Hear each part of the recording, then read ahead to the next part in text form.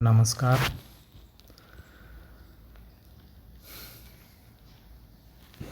आज हम BSc part 3 physical chemistry में रासायनिक बल गतिकी वाले पार्ट में से आगे का जो पार्ट है उससे एक टॉपिक ले रहे हैं, photo electric effect. Photo electric effect क्या है, इसके लिए आज हम समझते हैं। जैसे कोई भी धातु की सतह है और उस धातु की सतह पर जब कोई उचित आवृत्ति की तरंग या विकिरण गिराई जाती हैं तो उस धातु की सतह से इलेक्ट्रॉन का उत्सर्जन होता है या विद्युत धारा का प्रवाह होता है, तो उसे हम प्रकाश विद्युत प्रभाव कहेंगे। फोटो इलेक्ट्रिक इफेक्ट प्रकाश विद्युत प्रभाव किसी उचित आवृत्ति की तरंग या विकिरण को धात्विक सतह पर गिराने पर उससे फोटो इलेक्ट्रॉन का उत्सर्जन होना प्रकाश विद्युत प्रभाव कहलाता है।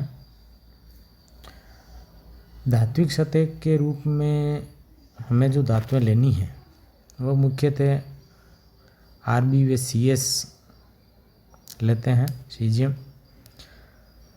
ये धातुएं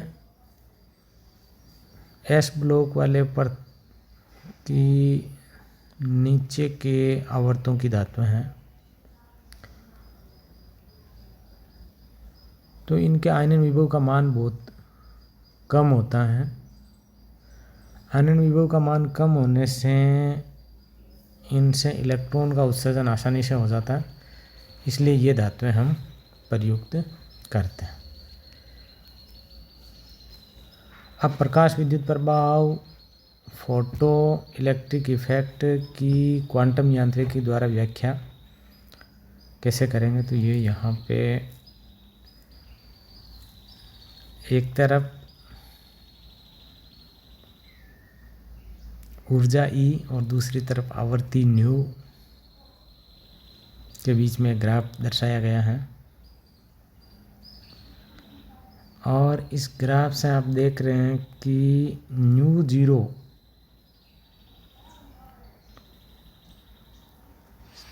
के बाद में आपका ग्राफ है, यानी इलेक्ट्रॉन का उत्सर्जन हुआ है न्यू जीरो के बाद में, पहले नहीं हुआ है। तो फोटोन की ऊर्जा केवल उसकी आवृत्ति पर निर्भर करती है। किसी निश्चित आवृत्ति न्यू के लिए समस्त फोटोन की ऊर्जा समान होती है और उचित ऊर्जा वाला प्रत्येक फोटोन एक इलेक्ट्रॉन उत्सर्जन करता है। तो महत्वपूर्ण बात यह है कि इसमें एक फोटोन एक इलेक्ट्रॉन का ही उत्सर्जन करेगा।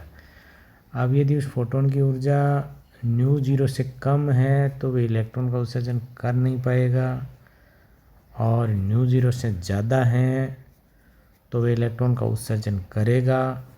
लेकिन न्यू जीरो से बहुत अधिक यदि उसकी ऊर्जा है तो भी वह एक से अधिक इलेक्ट्रॉन का उत्सर्जन नहीं करेगा, केवल इलेक्ट्रॉन की गतिज ऊर्जा बढ़ जाएगी। तो ये है। अब यहाँ पे जो हम न्यू जीरो काम में ले रहे हैं जिसको देहली आवृत्ति कहेंगे, तो देहली आवृत्ति ऐसे कम वाला फोटोन यदि कोई है तो वे इलेक्ट्रॉन का उत्सर्जन कर ही नहीं पाएगा। न्यू जीरो से ज़्यादा वाला ही इलेक्ट्रॉन का उत्सर्जन कर पाएगा। तो न्यू जीरो क्या है, देहली आवृत्ति क्या है? देहली आवृत्ति थ्रेशोल्ड एनर्जी, वह न्यूनतम आवश्यक आवृत्ति जिससे कम पर इलेक्ट्रॉन का उत्सर्जन संभव नहीं होता है, देहली आवृत्ति न्यू जीरो कहलाती है। इन विकिरणों को न्यूनतम ऊर्जा देहली ऊर्जा कहलाती है। देहली आवृत्ति युक्त फोटोन की ऊर्जा कार्यफलन कहलाती है, जिसको फाई से भी लिखते हैं। आपतित ऊर्जा का मान देहली ऊर्जा से अधिक होना चाहिए। क्योंकि देयली ऊर्जा के बाद बची हुई ऊर्जा इलेक्ट्रॉन द्वारा ग्रहण कर ली जाती हैं और गतिज ऊर्जा के रूप में निकल जाती हैं। अधिकांश फोटोन की ऊर्जा जो होती हैं वो आपके न्यू जीरो से ज़्यादा होगी, तभी जाकर के फोटो इलेक्ट्रिक इफेक्ट आएगा। तो आपतित फोटोन की ऊर्जा बराबर कार्यफलन प्लस काइनेटिक एनर्जी। तो आपतित फोटोन की ऊर्जा एच न्यू बराबर कार्यफलन को हम एच न्यू जीरो कहेंगे, क्योंकि न्यू जीरो पे इलेक्ट्रॉन का उत्सर्जन होगा, इतनी ऊर्जा न्यूनतम वहाँ लग जाएगी। उसके बाद में बची हुई ऊर्जा काइनेटिक एनर्जी में कन्वर्ट होगी, इलेक्ट्रॉन की काइनेटिक एनर्जी में कन्वर्ट होगी। तो प्लस में आपके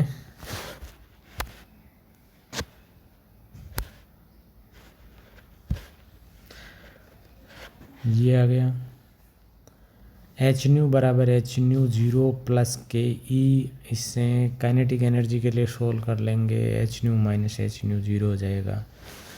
और काइनेटिक एनर्जी के ई की जगह आप यदि 1/2 mv² रखेंगे तो बराबर H new minus mu zero, यहाँ पे एच कॉमन ले लिया गया है, समीकरण आपका 1 बन गया। इस समीकरण को v के लिए सॉल्व करेंगे हम, तो पहले v² = 2h nu upon nu zero आ जाएगा अपॉन m आ जाएगा। न्यू के लिए करेंगे तो इसका वर्गमूल ले लेंगे, तो न्यू बराबर √2h new minus mu zero upon m। ये समीकरण नंबर 2 है। अब इस समीकरण 2 और समीकरण नंबर 1 दोनों ही में आप जो निष्कर्ष निकालते हैं वो है kinetic energy equal to h nu की जगह यदि आप 1/c/λ करते हैं तो c/λ माइनस c/λ जीरो, समीकरण नंबर 3, क्योंकि न्यू का मान c/λ होता है। विकिरणों की तीव्रता बढ़ाने पर निष्कासित इलेक्ट्रॉन की संख्या बढ़ती है, उनकी ऊर्जा नहीं। यानी विकिरणों की, आपतित विकिरणों की यदि आप तीव्रता बढ़ाते हो तो इलेक्ट्रॉन का उत्सर्जन होना ज़रूरी नहीं है, क्योंकि यदि उनकी आवर्ती न्यू जीरो है या उससे अधिक है तो इलेक्ट्रॉन का उत्सर्जन होगा, कम है तो नहीं होगा। तो आप यदि इनकी तीव्रता बढ़ाते हैं तो इलेक्ट्रॉन का उत्सर्जन नहीं होता है, लेकिन यदि इलेक्ट्रॉन का उत्सर्जन करने वाली ऊर्जा वाली हैं वो विकिरणें, तो आपकी तीव्रता बढ़ाने से इलेक्ट्रॉन की संख्या में वृद्धि होती है, उत्सर्जित इलेक्ट्रॉन की संख्या में वृद्धि होती है, उनकी ऊर्जा में नहीं। निष्कासित इलेक्ट्रॉन का वेग आपतित विकिरणों की आवृत्ति पर निर्भर करता है, उनकी तीव्रता पर नहीं। यानी इलेक्ट्रॉन का जो वेग है, इलेक्ट्रॉन की जो आगे गतिज ऊर्जा बनेगी वो आपतित विकिरण की ऊर्जा पे डिपेंड करती हैं, उसकी आवृत्ति पर डिपेंड करती हैं, उसकी तीव्रता पर नहीं। तो यहाँ पे काइनेटिक एनर्जी और तीव्रता के बीच में एक ग्राफ खींचा गया है, तो ये ग्राफ आपका स्ट्रेट आ जाएगा। इन तीव्रता बढ़ाने से के का मान नहीं चेंज होता है। इसके बाद प्रति सेकंड निष्कासित होने वाले इलेक्ट्रॉन की संख्या तीव्रता पर निर्भर करती है, आपतित विकिरण की आवृत्ति पर नहीं। कितने इलेक्ट्रॉन उत्सर्जित होंगे एक सेकंड में, वो आपकी तीव्रता पर निर्भर करेंगे। तीव्रता अधिक होगी तो इलेक्ट्रॉन अधिक उत्सर्जित होंगे, तीव्रता कम होगी तो इलेक्ट्रॉन कम उत्सर्जित होंगे। लेकिन यदि उनकी आवृत्ति कम हो, ज़्यादा हो, इससे इलेक्ट्रॉनों की संख्या कम या ज़्यादा नहीं होती है, इलेक्ट्रॉन की ऊर्जा ज़रूर बदल जाती है। इससे आगे देखो, यहाँ पर फोटो इलेक्ट्रॉन की संख्या और तीव्रता के बीच में ग्राफ, आपका ग्राफ y=mx+ रूप वाले समीकरण से आया है। मूल बिंदु से निकल करके तीव्रता 0 है तो फोटोन की संख्या 0, तीव्रता बढ़ती जाती है तो फोटो उत्सर्जित होने वाले इलेक्ट्रॉन की संख्या बढ़ती जाती है। अतः उपरोक्त बिंदु से स्पष्ट है कि प्रकाश की प्रकृति कणीय होती हैं और ये कण फोटोन कहलाते हैं। तो जितने भी अपन ने ये ग्राफ निकाले, एक ये काइनेटिक एनर्जी तीव्रता के बीच वाला ग्राफ, ई और न्यू के बीच वाला ग्राफ, और ये इधर फोटो इलेक्ट्रॉन की संख्या और तीव्रता के बीच में ग्राफ, तो सभी से ये स्पष्ट हो रहा है कि फोटोन जो आ रहा है वो उस धातु की सतह पर टकरा रहा है, एज कण की तरह टकरा रहा है, और इलेक्ट्रॉनों को भी कण माना गया है, तो वो वहाँ से इलेक्ट्रॉन उत्सर्जित हो रहे हैं। ये ठीक वैसे ही है जैसे कांच की गोलियों वाला खेल में होता है। तो कांच की गोली टकराती हैं तब जाकर के दूसरी कांच की गोली उछल करके वहाँ से गतिमान होती हैं। तो ये प्रयोग ये प्रदर्शित करता है कि प्रकाश की प्रकृति कणीय होती है और ये कण फोटोन कहलाते हैं। अब जैसे एक न्यूमेरिकल पर्सन यहाँ पे अपन करते हैं, एक धातु के लिए कार्यफलन का मान 3.31 इलेक्ट्रॉन वोल्ट है, तो उत्सर्जन के लिए दहली आवृत्ति ज्ञात कीजिए।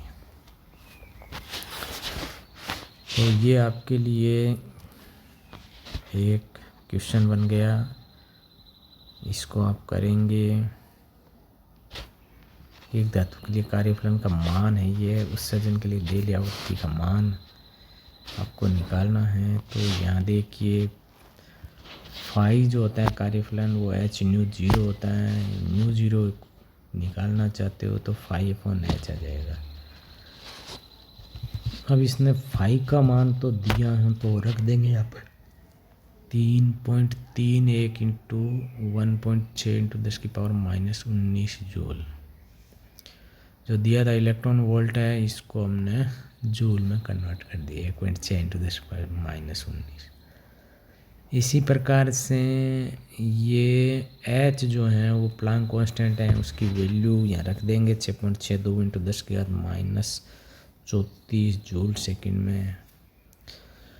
तो यहाँ जूल जूल कैंसिल, पर सेकंड में ये आपका आ जाएगा मामला न्यू 0 = 0.8 इंटू 10⁻15 हर्ट्ज कह सकते हो या साइकिल पर सेकंड कह सकते हो।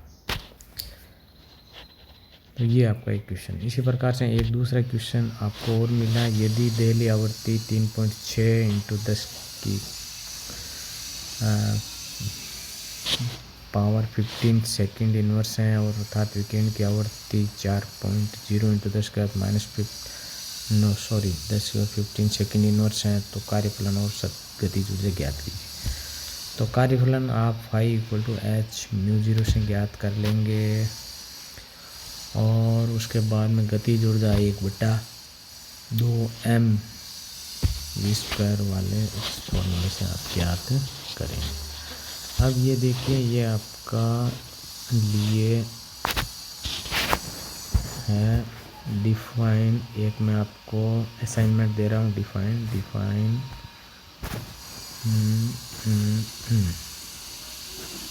Define photo electric effect. Photo electric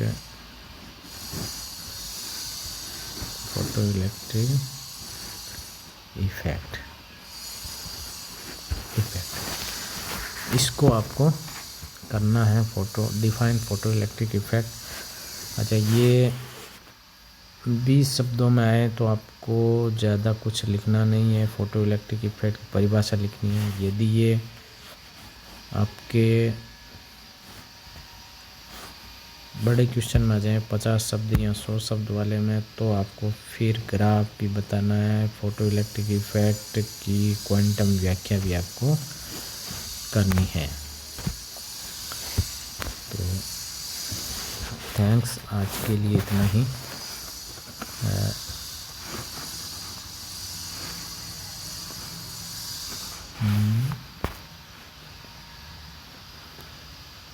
देखिए आपके जो आज आपने पढ़ा वो ये है प्रकाश विद्युत प्रभाव। तो यदि 20 शब्द में आए तो आपको केवल ऊपर की जो ये पैराग्राफ है वो व्याख्या करनी है। यदि बड़े क्वेश्चन में आता है तो आपको फिर ये सारी प्रकाश विद्युत प्रभार की क्वांटम व्याख्या भी आपको करनी है। ये ग्राफ बनाते हुए, ये करते हुए, ये ग्राफ बनाते हुए सारी व्याख्या करनी है। या फिर हो सकता है एग्ज़ाम में आपके ये इस टाइप का न्यूमेरिकल पर्सन आ जाए तो ये बीच वाली रेंज में माना जाएगा, आपका 3 नंबर के पर्सन में रहेगा ये। थैंक्स।